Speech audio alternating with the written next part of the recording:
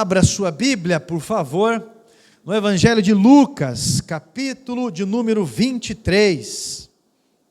O Evangelho de Lucas é o terceiro livro do Novo Testamento. Lucas foi o que mais detalhou sobre o nascimento de Jesus. Lucas foi o que mais detalhou a respeito de algumas características sobre a vida de Jesus. A sua profissão, médico, era também uma vocação, onde fazia com que ele olhasse a vida de um ângulo bem detalhado também. Amém? Todos acharam? Lucas 23, a partir do versículo 32. Diz assim a minha tradução: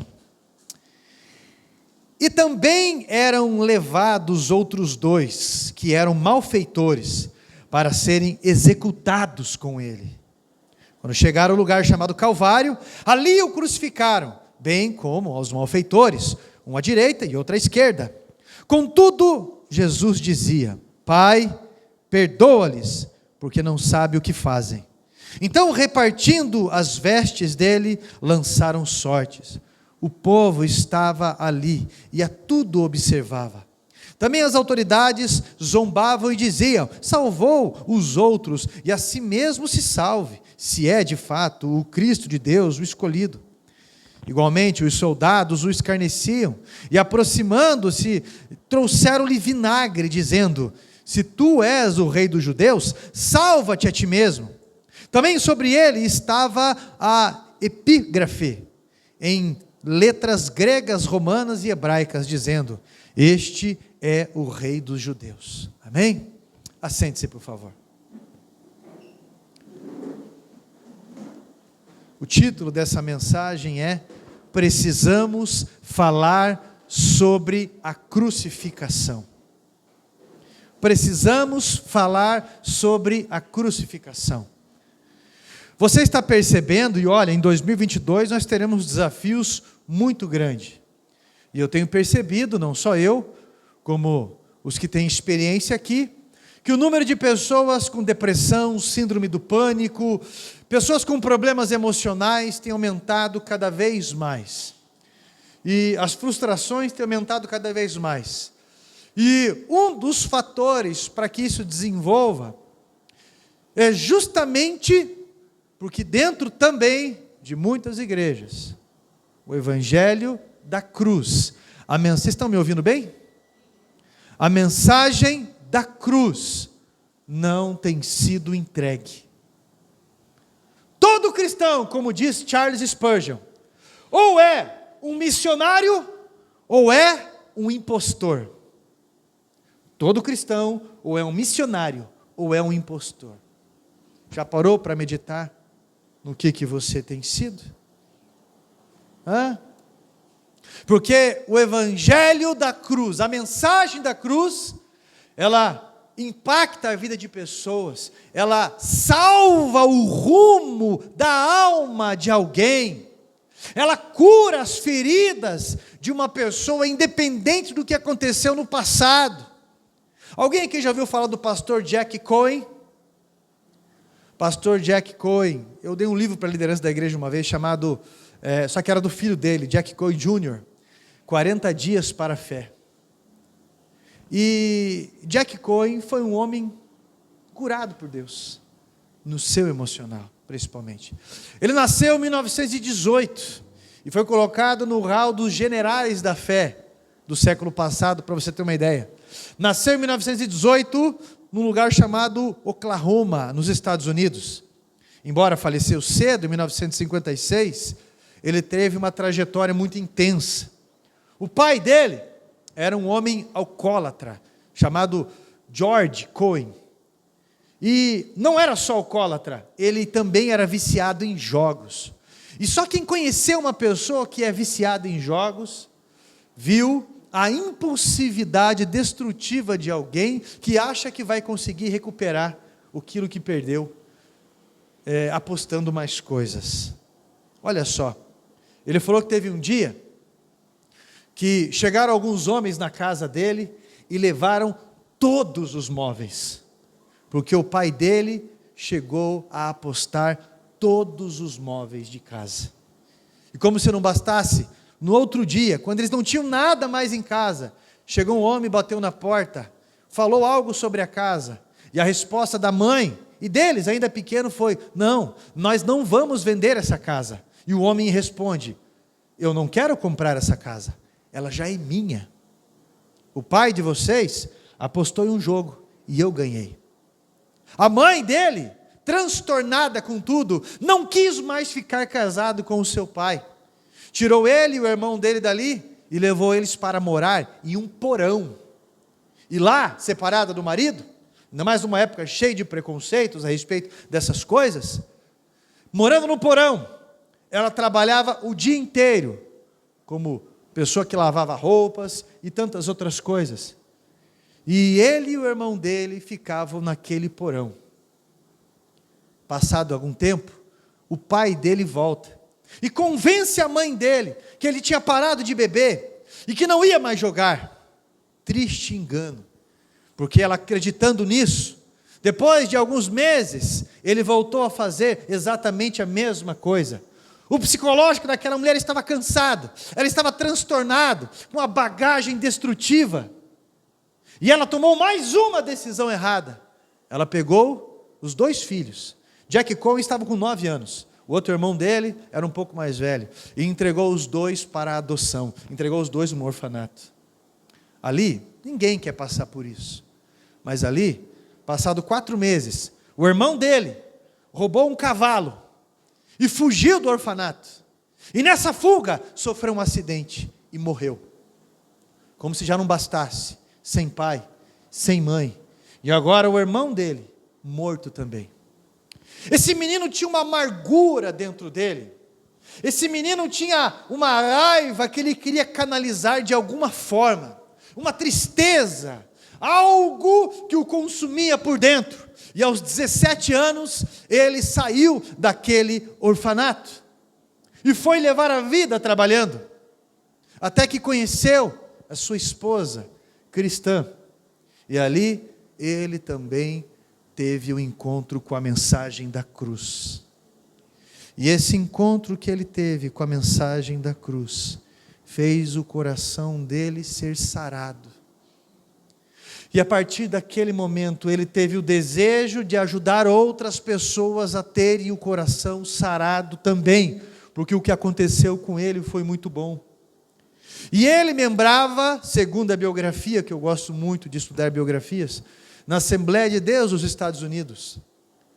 E deram oportunidades para ele, ele pregava, só que não aceitavam a forma como ele fazia, porque ele era muito ousado. Ele era chamado de um homem da fé inconsequente, pelos passos que ele dava, muito ousado, pelos desafios que ele fazia, muito ousado. E as pessoas da época, principalmente, tinham uma formalidade muito forte, que ditava as regras. Sair daquela postura era um escândalo. E então, ele foi convidado a se retirar. E ali, ele continuou pregando o Evangelho. Continuou pregando o Evangelho. Um dia, numa reunião que ele fez, ele falou para Deus, inspirado de fé: o Senhor cura pessoas. E ele fez um apelo na igreja. E foi uma mulher até a frente, e ela falou: eu sou cega, eu não enxergo nada. E ele pensou consigo, assim ele confessa na biografia dele: Senhor, e se eu orar por essa mulher e não acontecer nada com ela? E ele colocou as mãos sobre ela, e ele orou e perguntou para ela: o que você está vendo? E ela falou: eu só estou enxergando o vulto agora. E ele lembrou da passagem bíblica, quando Jesus curou um homem em 2 etapas, e ele impôs as mãos novamente sobre ela, e ela gritou, e ela chorou, e ela disse: eu estou vendo perfeitamente. E houve um êxtase naquele lugar, uma euforia naquele lugar, e muitas pessoas começaram a ser curadas, muitas pessoas começaram a ser alcançadas, e então, eles estão no auge, naquela empolgação. Deus chega para a esposa dele, e fala: vocês vão vender a casa de vocês, vocês vão vender tudo que vocês têm, e vocês vão pregar o meu evangelho para onde eu mandar. E quando eles estão chegando em casa, a esposa dele começa a chorar. Começa a chorar, e ele pergunta o que foi, e ela fala, Deus falou para a gente vender a casa. Ah, ele falou para você também? Eles vendem a casa deles, pegam os filhos deles, compram uma tenda com a ajuda de outras pessoas. Mas não é uma tenda de um circo normal, a maior tenda dos Estados Unidos na época, com reuniões com milhares de pessoas, e passam a fazer campanhas de cruzada nos Estados Unidos, levando a mensagem da cruz. Esse homem, que foi chamado de o homem da fé inconsequente, ou da fé mal pensada, vamos dizer assim, esse homem é chamado de um dos generais da fé, simplesmente porque não existe ferida, não existe dor, não existe ferida que o amor de Cristo na cruz do Calvário não possa curar. Não existe. Todos nós aqui temos um histórico, um relato, que quando tivemos um encontro com a mensagem da cruz, podemos ser curados, e temos um testemunho de vida para poder divulgar. Todos nós temos um evangelho de encontro com Cristo. A crucificação é o auge do amor de Deus por nós. A entrega voluntária de Jesus na cruz é a prova extensiva do que Deus foi capaz de fazer para que nós fôssemos alcançados. Ele não precisava, mas o seu reino é de amor, e Ele escolheu nos amar acima do nosso merecimento. Não é porque temos dignidade, não é porque merecemos, mas é porque Ele nos ama. Por isso que o centro do Evangelho é o Evangelho de João capítulo 3, versículo 16. Porque Deus amou o mundo de tal maneira, para que todo aquele não pereça, mas tenha a vida eterna. Por isso a cruz é símbolo da nossa missão. Ela está vazia, ali está o seu sangue, eu posso ver que Ele derramou o sangue dele por mim, meu irmão. Foi na cruz voluntariamente morrer por mim. Ele veio para morrer em uma cruz. Ele deu, quando chega para Pilatos e Pilatos pergunta, você não está vendo que eu posso livrar você da cruz? O que Jesus responde? Nenhuma autoridade foi dada para você, a não ser do céu, a não ser que eu te dê essa autoridade. Não é você que tem autoridade, sou eu que tenho autoridade. E eu tenho autoridade para entregar a minha vida e também tenho autoridade para tomá-la de volta. Jesus veio para morrer em uma cruz. E Satanás tentou durante todo o Evangelho, toda a passagem, com que Jesus caísse em pecado, com que Jesus falhasse, como Adão caiu, como Adão falhou. E a cruz que Jesus morreu, Ele veio para isso. A cruz não é a vitória de Satanás, a cruz é a vitória de um cristão, a vitória de Jesus. Quando Jesus fala está consumado, Ele falou, eu vim para isso, eu vim para cumprir isso, eu vim para morrer no teu lugar. E o quadrangular entende isso como nunca, como a sua primeira doutrina, o resgate através de uma cruz, como o primeiro símbolo, o Evangelho de Lucas. Qual que é essa cor aqui? Camecinho, vermelho. Quem falou amarelo aí? Tá onde que você está? Querendo ter girafa com o corpo aqui, a cabeça longe. Vermelho. Vermelho. Ele não foi detido pela cruz, ele usou a cruz, ele venceu a morte, ressuscitando. Meu irmão, Jesus nos salvou e ninguém pode nos condenar. Essa cor vermelha, ela tem um significado até no nosso subconsciente. Que cor que é o sangue? Embora uns achem que tem o sangue azul. Não é? A cor do nosso sangue é a cor vermelha, certo? Beleza. Qual que é geralmente a cor de uma sirene? Vermelha. Que cor que é a placa de pare? Vermelha. Qual que é a cor do sinaleiro que nós temos que parar?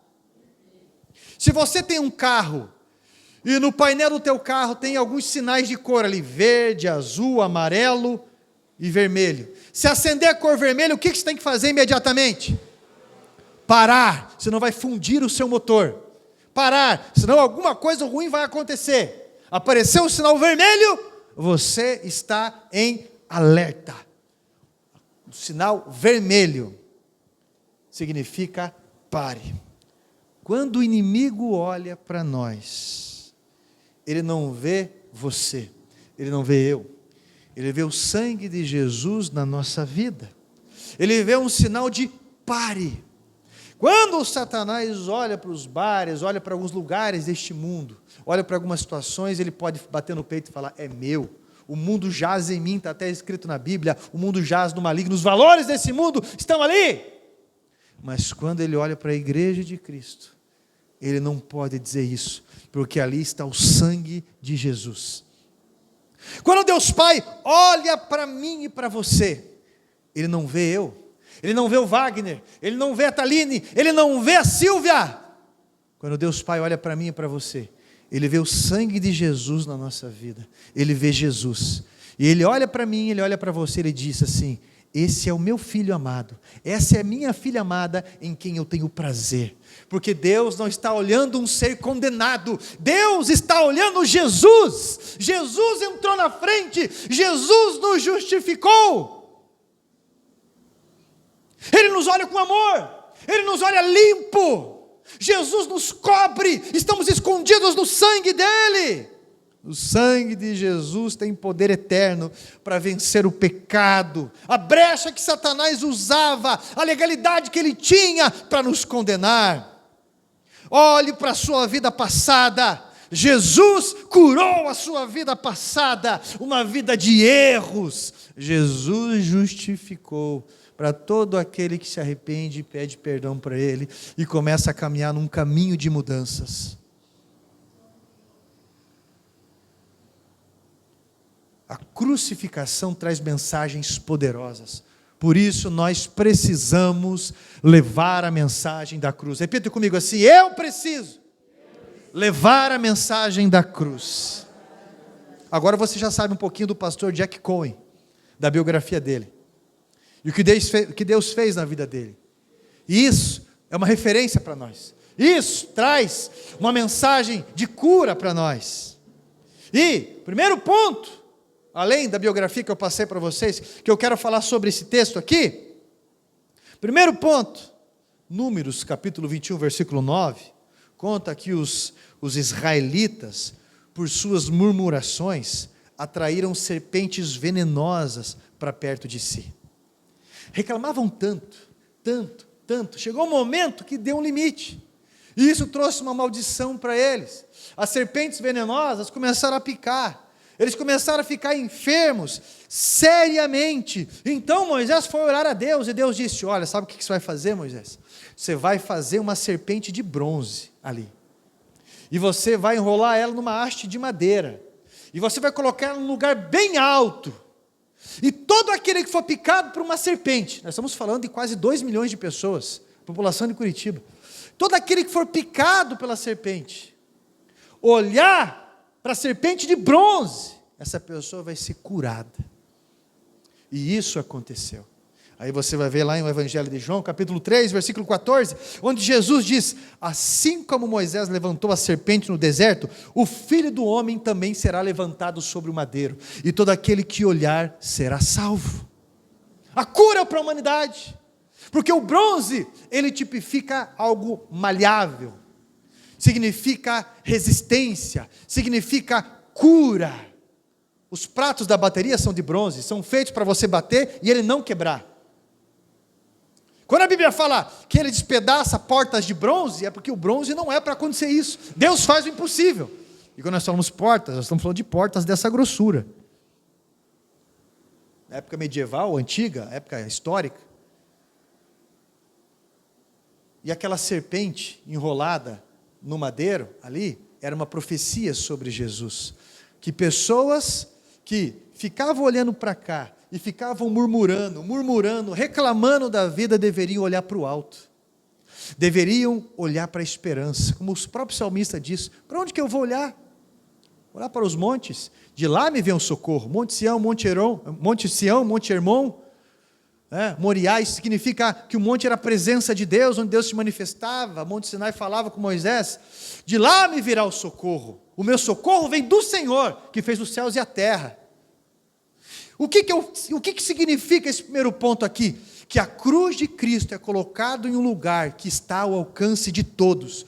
Todos, a mensagem da cruz está ao alcance de todos. A mensagem do Evangelho é acessível a todos. O Calvário era um lugar alto, onde todas as pessoas podiam ver.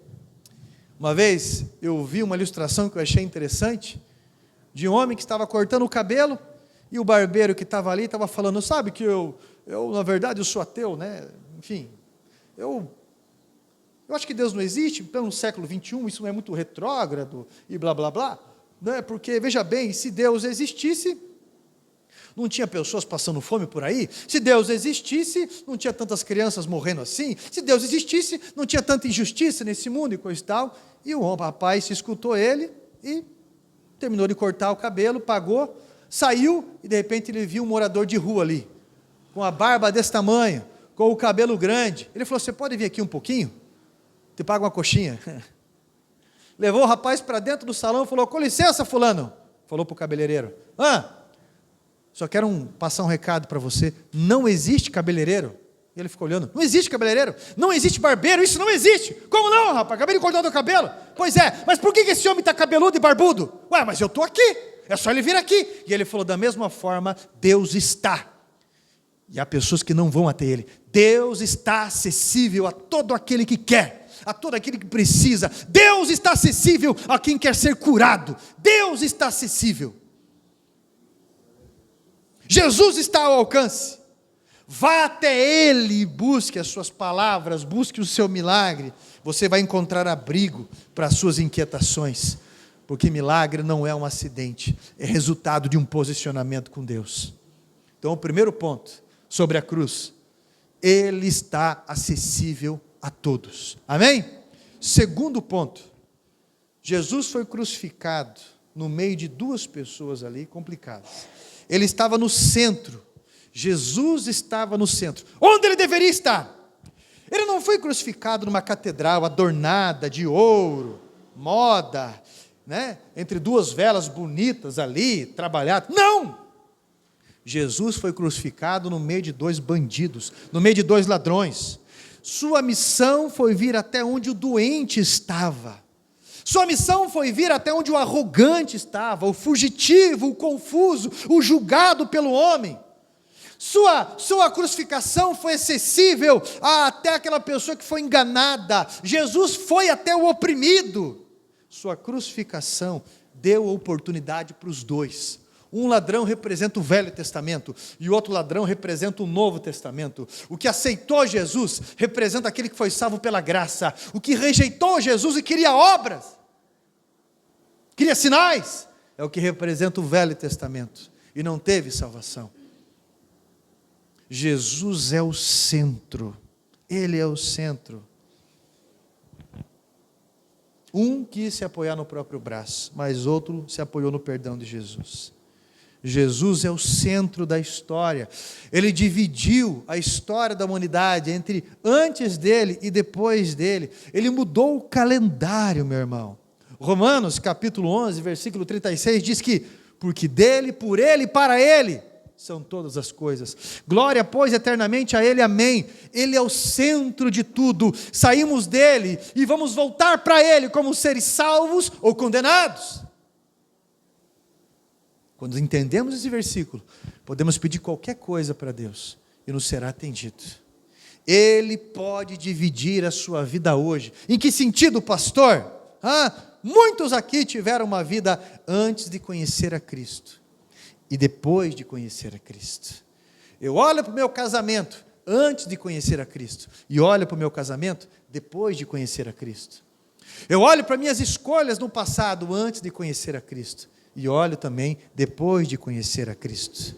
Sempre tem um antes e depois. O que você está esperando para começar uma nova vida com Jesus?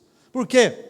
Porque Jesus pode ser essa linha divisória na sua vida, esse divisor de águas, e você vai aprender, meu irmão, realmente o que é vida e os sabores do reino que você nasceu para viver. Terceiro ponto sobre a crucificação que eu quero destacar, do evangelho da cruz que nós precisamos levar. Sua cruz foi em um lugar de morte. Lugar onde morriam assassinos, lugar onde morriam ladrões, um lugar maldito. Isso significa que ali é o lugar da morte da velha criatura. Ali é um lugar onde se morre velhos hábitos, um vocabulário que não serve mais para você, pensamentos que têm que ser sufocados a partir de hoje, onde buscamos alegria e respostas que foram deixados e que podemos recuperar em Cristo. Meu irmão, eu lembro até hoje da história que um pastor contou para mim, que foi batizar um rapaz, na verdade um homem já, senhor de bigode. E quando ele foi batizar, ele e um outro obreiro, quando batizou o rapaz batizou e com o braço levantado. Daí o pastor falou: irmão, nós vamos ter que batizar você de novo, porque o teu braço ficou levantado, é imersão total, embora seja um símbolo. Daí ele falou: tem que imergir inteiro. Ele falou: não, pastor, eu fiquei com meu braço levantado de propósito. Mas por quê? Porque eu tenho um monte de coisa para resolver ainda. Eu tenho um monte de coisa para acertar contas ainda. Mas você não se converteu? Eu sou, mas meu braço ainda não. Ele falou assim. Tem uma música do Diante do Trono antiga, que diz assim: lugar de morte, lugar de se entregar, ter tua graça é melhor que a vida, estou no teu altar. Lembra dessa música? Não posso mais viver para mim mesmo, ajuda-me, Senhor. Lugar de morte, isso é, lugar onde eu aprendo a entregar algumas coisas que eu queria vingança, que eu queria satisfação, que eu aprendo a confiar algumas coisas que estavam me consumindo e que eu não posso resolver, vindo a verdade. Lugar onde eu tenho que entregar o meu orgulho, lugar onde eu tenho que entregar a confiança no meu braço sempre. Eu não estou falando que eu não tenho que ter atitude, eu estou dizendo que eu tenho que ter atitude como um cristão, e eu preciso aprender a atitude de um cristão. Então Jesus, ele foi crucificado em um lugar de morte, um lugar onde o mal era entregue. Quarto ponto sobre essa mensagem da cruz que temos que entregar: ali foi um lugar de reconciliação. O Calvário foi um lugar de reconciliação. Por quê, pastor? As línguas, os povos mais representativos da época foram unidos ali. A placa que estava sobre a cruz estava escrita em grego, em latim, em romano e em hebraico. O que estava escrito ali? Este é o Rei dos Judeus.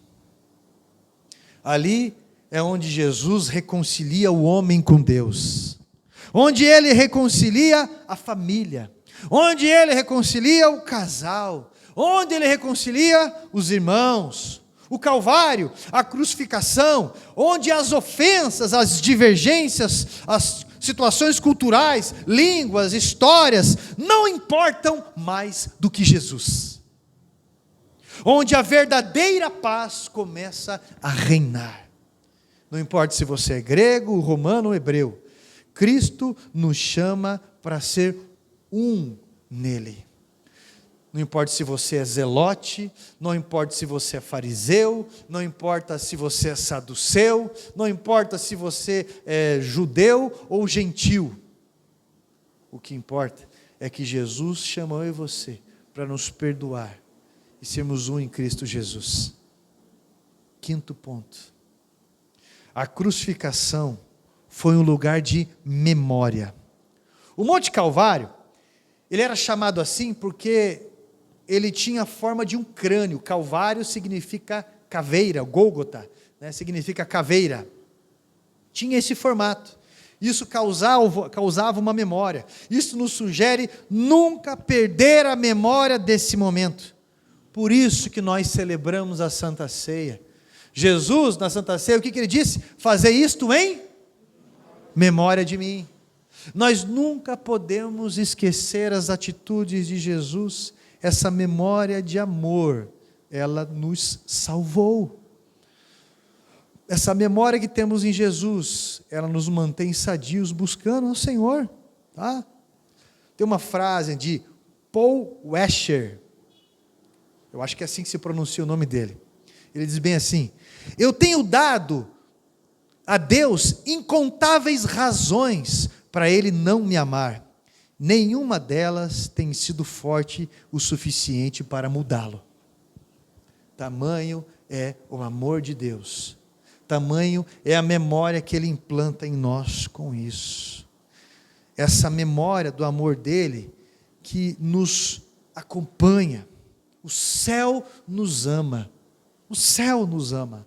Quando você olha para a cruz, você vê ela vazia, mas veja também o sangue de quem te ama que está ali. Volte os teus olhos para a memória da cruz. Volte as tuas palavras para a mensagem do Evangelho. Essa semana foi uma semana de muitos desafios para mim também. Muitas visitas, até exaustivo algumas coisas. E essa madrugada, eu não sou de sonhar muito não, é difícil, tá? Não sou mesmo. Eu acho que eu sonho de manhã lá por umas 7, 8 horas, e geralmente esse horário eu estou acordado já. Né? Então cada um tem uma hora mais de sonhar especificamente que lembra, né? Essa hora já estou acordado. E eu fiquei curioso, porque hoje eu acordei às 6 horas, e lembro do sonho, mas enfim, eu sonhei que me chamavam para orar em um condomínio. E tinha uma família sendo muito atacada por demônios ali. E quando eu cheguei nessa família, lá nesse apartamento, eu entrei, era um apartamento alto, a própria residência ali era alta.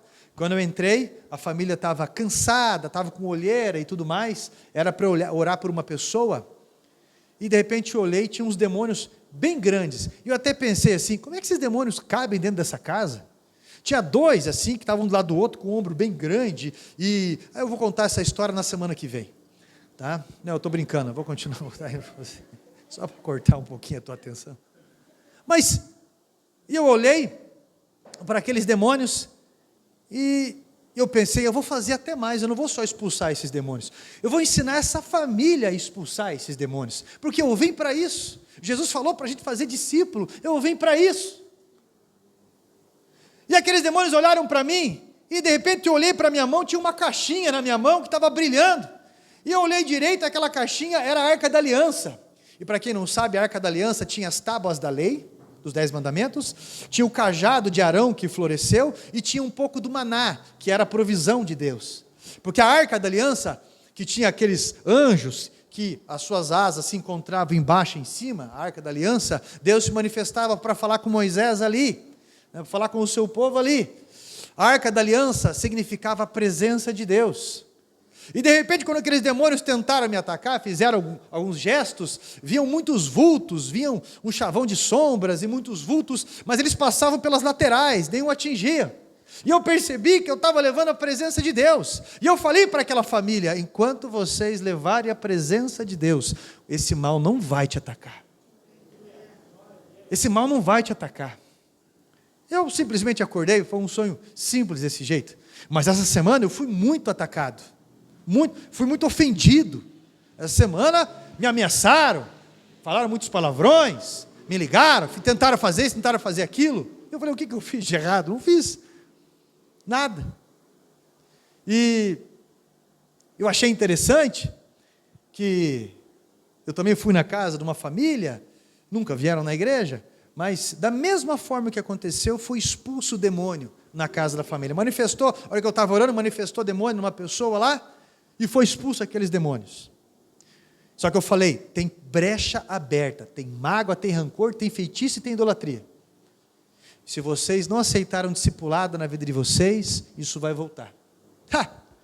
Eu estava lá no Campo Comprido, um adolescente me ligou. Pastor, me ligou não, passou mensagem. Pastor, está acontecendo de novo aquilo. Falei, agora? Você já aceitou Jesus? Agora você vai impor as tuas mãos e você vai expulsar. Pastor, mas eu não sei fazer isso. Você vai repetir essas palavras comigo. Mas não está dando certo. Vai dar certo, rapaz. Se liga em Jesus. Mas eu não tenho força. Não é na tua força, meu amigo. É na força de Jesus. Não é na tua dignidade. É na dignidade dele. Quem não tem medo? Mas a nossa fé é maior que o nosso medo. A nossa coragem é maior que esse temor. O amor por Jesus é maior do que esse temor. O amor pelas almas é maior do que isso. Lugar de morte, o Calvário. Eu tenho que sacrificar isso, esses sentimentos, porque o sentimento é o inimigo número 1 do cristão, várias vezes. Impõe as mãos, e fala isso, e no 3, o nome de Jesus vai sair. E agora, como é que está? Agora ela está bem. Depois me manda mensagem, e aí, como é que está? Ela está dormindo tranquilamente. Então tá bom, amanhã eu vou mandar 2 pastoras de aí, vou pedir para 2 pastoras, pastora Gleice e a pastora José foram lá, e vou começar a acompanhar também. Quem aqui já fez ressonância? Que você entra naquele túmulo assim. Você chegou a apertar aquele botãozinho ou não? De claustrofobia? Não? Tem até um aparelhinho. Eu fiquei 40 minutos dentro daquilo. Você não pode se mexer. Você não pode engolir saliva. Você tem que ficar todo... E eu, um ser hiperativo desse jeito? Mas quando eu entrei, eu vi pessoas falando várias coisas. Parece um túmulo, dá claustrofobia, parece que vai morrer, parece aquilo. Quando eu entrei, sabe o que eu pensei? Jesus está comigo. Jesus está comigo. Ele está comigo. Em memória de mim. Aonde eu vou, o que eu faço. A mensagem da cruz é alcançável. Ele está comigo. A caixinha, a presença dele está comigo. Os demônios não podem alcançar, meu irmão. Os demônios não podem tocar. Eles não têm acesso, porque maior aquele que está em nós do que aquele que está no mundo. O sangue dele tem todo o poder de nos justificar. E talvez eu estou falando com alguém que precisa aceitar a mensagem da cruz e precisa levar a mensagem da cruz. Hoje a placa de pare vai ser colocado na vida de alguns que aceitam. Hoje o mal vai parar de avançar na vida de muitos. Hoje, Deus mostrou alguém na tua mente, Deus apontou alguém na tua mente, que você precisa levar o evangelho da cruz. Pastor, como que eu faço isso? É só contar o que Jesus fez na tua vida. Na simplicidade que for. É só falar o que Jesus fez na tua vida. E quem convence o homem do pecado, da justiça e do juízo é o Espírito Santo. Precisamos levar a mensagem da cruz a um mundo doente. Precisamos levar a mensagem da cruz a um mundo suicida. Precisamos levar a mensagem da cruz a um mundo que vive de anestesia em anestesia, porque a mensagem da cruz é a cura para esse mundo doente. E eu e você somos ferramentas que Deus em suas mãos nos usa para consertar corações arrebentados. Eu lembro de uma vez uma criança que não brincava, uma criança desanimada, só queria saber de dormir. E quem tem criança sabe como é criança que é, meu irmão. Criança de 1 ano e meio, 2 anos, 3 anos, espelota tudo, quer brincar, e mexe, e o pai e a mãe tem que ficar atento, e brinca, e pergunta, e não sei o quê, e toda hora, só dorme quando está exausto. É assim criança. Mas uma criança com anemia, não. Uma criança com anemia sério, uma criança está desanimada, triste, com sono, sem ação, sempre cansada. Assim é um cristão com pouco sangue de Jesus na sua vida. É inerte, sempre desanimado, sempre triste, sempre sem rumo, sempre negativo, sempre.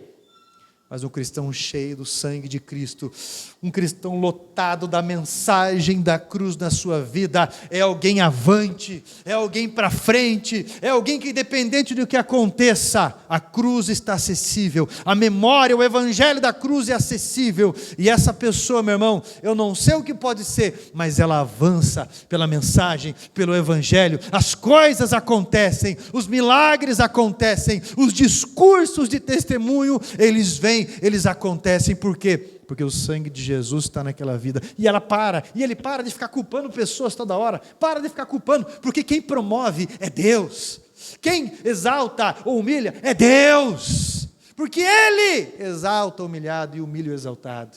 Ele resiste o soberbo, mas dá graça humilde. Está na palavra dEle, tudo é dEle, por Ele, para Ele são todas as coisas. Ele é o centro. Precisamos levar o Evangelho da cruz, porque o Evangelho da cruz, meu irmão, é a última oportunidade para um mundo condenado. E você é um missionário ou é um impostor? O que você é? Ou é um missionário, ou é um impostor. Pastor, mas olha para a minha vida. É isso que eu estou falando. Pare de olhar para você. Jesus falou, negue-se a si mesmo. E tome a cruz. Tome a sua cruz.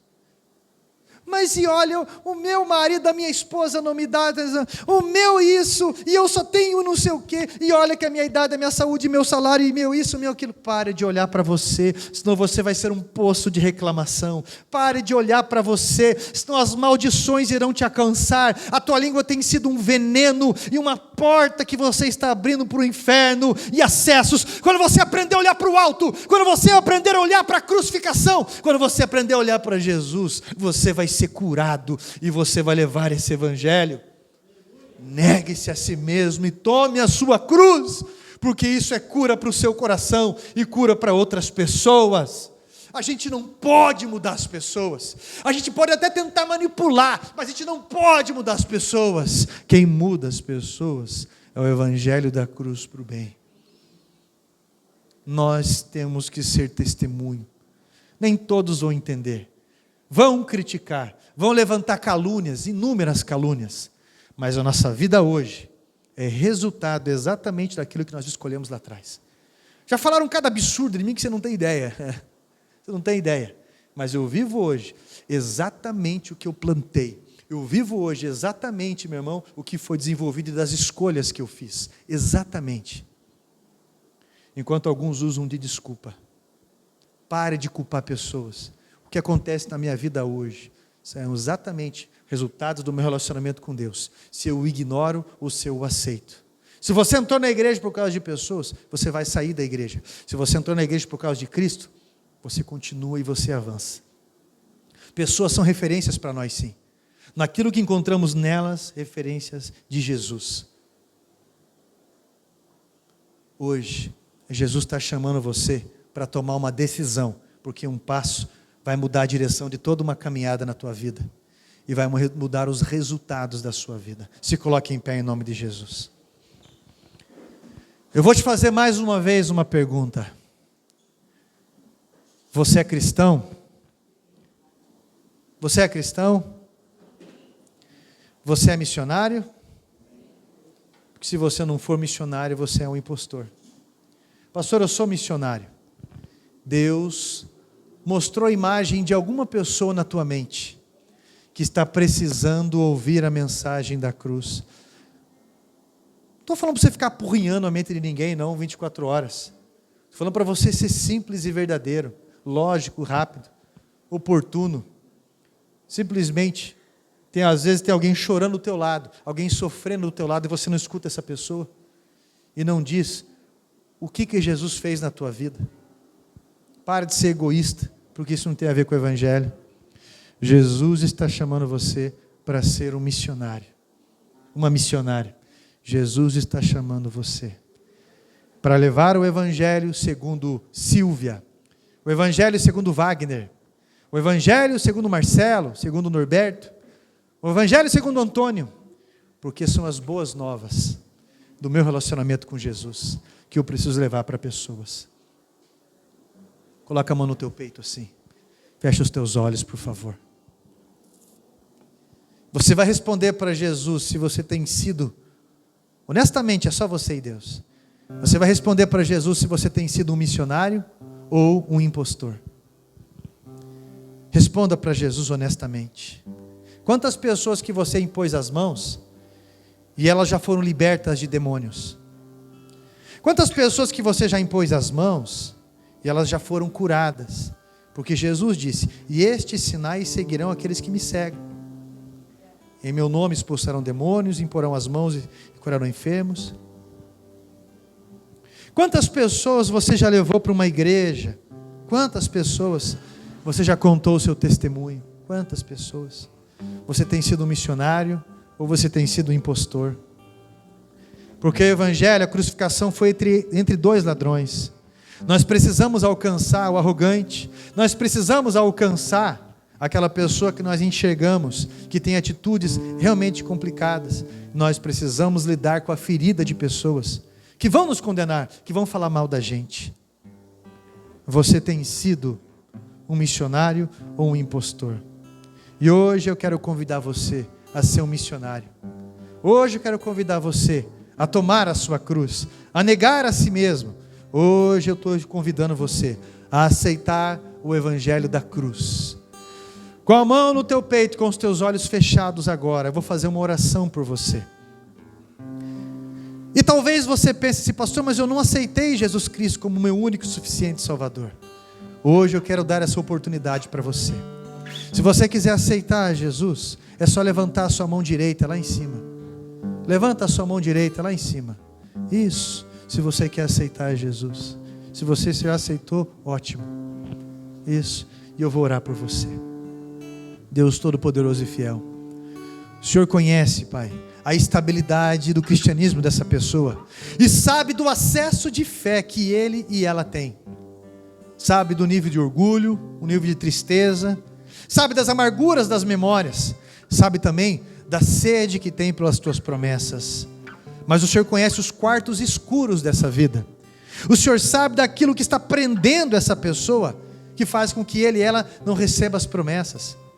O Senhor sabe, Pai, daquilo que anda retardando, e sabe qual estratégia esses demônios estão usando contra essa vida. Ah, meu Deus, em cada mão aqui há a arca da aliança, que vai ser levado, a presença do Senhor, que vai ser levado aonde um irmão, uma irmã, colocar a planta dos pés. Eu quero pedir a tua unção, eu quero pedir a tua graça, o teu poder, que aonde essa pessoa impor as mãos, para quem ele ou ela abrir a boca para testemunhar, o teu Espírito Santo, Pai, esteja derramando poder, os teus anjos estejam ali com espadas desembainhadas, para defender o teu evangelho, Pai, que esses demônios caiam por terra em nome de Jesus. Santo Deus, eu quero pedir que os teus milagres aconteçam, que os testemunhos prevaleçam, aconteçam, que o teu poder transformador, Pai, venha, meu Deus, arrumar vidas, venha dar dignidade, venha, Pai, trazer fôlego para aquele que está cansado, venha, Jesus, ressuscitar relacionamentos, venha, meu Deus Todo-Poderoso, reconciliar pessoas contigo. Deus, em nome de Jesus, que o evangelho, que a mensagem da cruz seja um canal através dessas vidas até pessoas que estão precisando realmente. Pessoas que o Senhor mostrou na mente de cada um, essa semana sejam alcançadas. Em nome de Jesus. Assim, Pai, nós te agradecemos, ligando esta oração aos céus, em nome de Jesus. Amém, povo de Deus?